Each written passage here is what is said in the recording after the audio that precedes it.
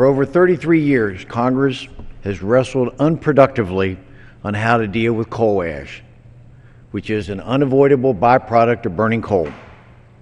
The bill before us today provides a resolution, finally, to this issue and avoids kicking the can down the road. H.R. 2218 has two parts. The first part codifies the previous EPA studies that were conducted in 1993 and 2000 under Bill Clinton.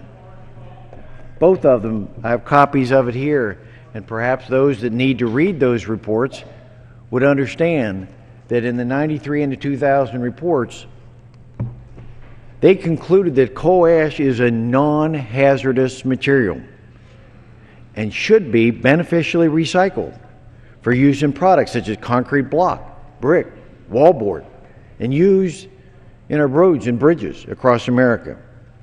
The second part, unfortunately, they're not aware of it yet, but if they would read the bill, they would find it has been significantly rewritten since last year. We listened to what people were saying. We listened to the EPA. We listened to the administration and incorporated those into this bill, so that this second part now provides for all new and existing landfills to be state-run using a federal law known as RCRA, which in and of itself incorporates the federal guidelines for protecting, quote, human health and the environment.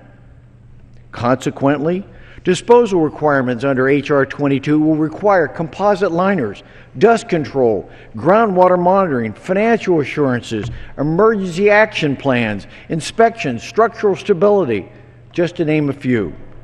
In fact, the EPA states that RCRA's primary goals are to, quote, protect human health and the environment, to reduce the amount of waste generated, and to ensure that wastes are managed in an environmentally sound manner, close quote.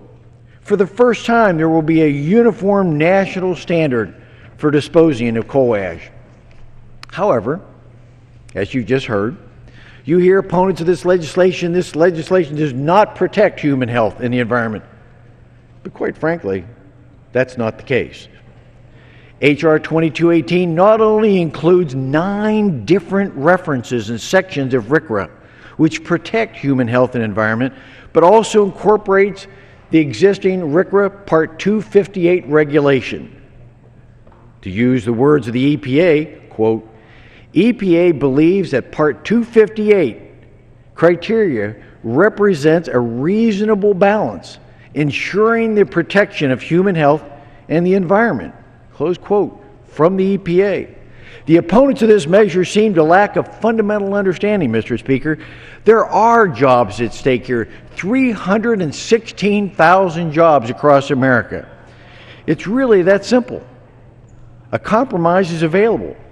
Anyone who opposes this rule will continue to support the status quo.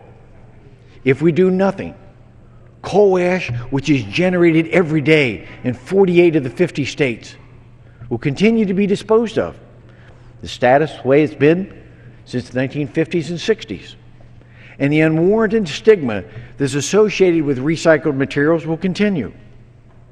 Fortunately, they're finally today, after listening and compromising and working together, there appears to be an emerging consensus to allow for the beneficial recycling of coal ash. And the concerns raised by previous Congress has been addressed. Mr. Speaker, after 33 years of fussing with this issue, it's time to put it to rest. With that, I yield back the balance of my time. The gentleman yields back. The gentleman reserves. The gentleman from Florida is recognized.